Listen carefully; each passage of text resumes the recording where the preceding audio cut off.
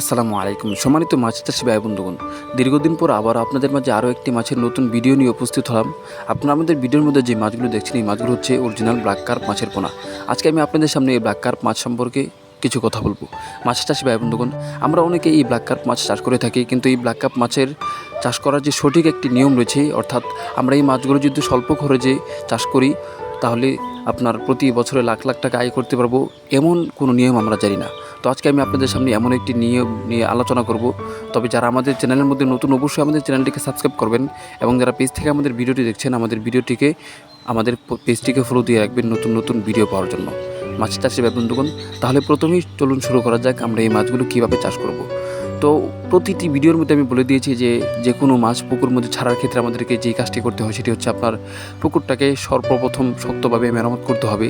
যেহেতু আমরা জানি এই ব্ল্যাক কার্প মাছ আপনার এর একটি খারাপ অভ্যাস রয়েছে পার ভাঙার, তো সেক্ষেত্রে অবশ্যই আমাদেরকে এই ব্ল্যাক কার্প মাছের পুকুরের চতুর্পাশ শক্তভাবে বেঁধে নিতে হবে। এবং আরেকটি বিষয় হচ্ছে যে পুকুরের মধ্যে যদি কোনো গর্ত থেকে থাকে তাহলে অবশ্যই আমাদেরকে সেই গর্ত বন্ধ করে নিতে হবে, যেন এই মাছগুলো সেই গর্তের মধ্যে প্রবেশ করে আপনার কালচারের মধ্যে কোনো ধরনের সমস্যা করতে না পারে।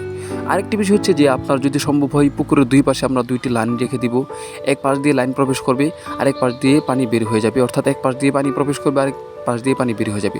তো এমনটি যদি করতে পারি তাহলে দেখা যাবে যে প্রতিদিন নতুন পানি পুকুরের মধ্যে থাকার কারণে কিন্তু মাছগুলো দেখতে স্বাস্থ্য এবং সুস্থ হবে, এবং এই মাছগুলোর বাজার চাহিদা বেশি হবে। তো এই বিষয়টির প্রতি কিন্তু আমাদেরকে অবশ্যই লক্ষ্য রাখতে হবে। আরেকটি বিষয় হচ্ছে যে আমরা এই মাছগুলো যদি প্রতি বছরে লাখ টাকা আয় করতে চাই, সেক্ষেত্রে আমাদেরকে যে কাজটি করতে হবে সেটি হচ্ছে যে মাছের খাবার। এটি হচ্ছে আপনার একটা মাইনাস পয়েন্ট। আমরা অনেকেই জানি যে এই মাছগুলো পুকুরের যে কোনো ধরনের আপনার কীটপতঙ্গ, যেমন ধরেন প্লান্টন, এবং পুকুরের মধ্যে আপনার থাকা আপনার বিভিন্ন ধরনের কচুরি পড়া ডিম এবং আরও শামুক, অর্থাৎ এই সমস্ত জিনিস কিন্তু আপনার এই মাছগুলো খেয়ে বেঁচে থাকতে পারে। তো তার মধ্যে সর্বপ্রধান হচ্ছে যে আপনার এই মাছগুলো কিন্তু অতিরিক্ত, অর্থাৎ বেশি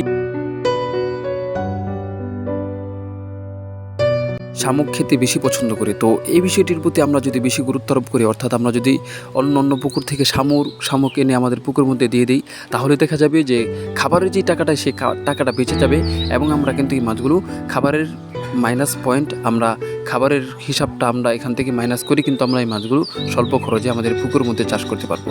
আর আমরা যদি এই মাছগুলো আমাদের পুকুরের মধ্যে 5 থেকে 5.5 মাস চাষ করি, তাহলে দেখা যাবে আপনার 1.5 কেজি 2 কেজি ওজনের এই মাছগুলো হয়ে যাবে।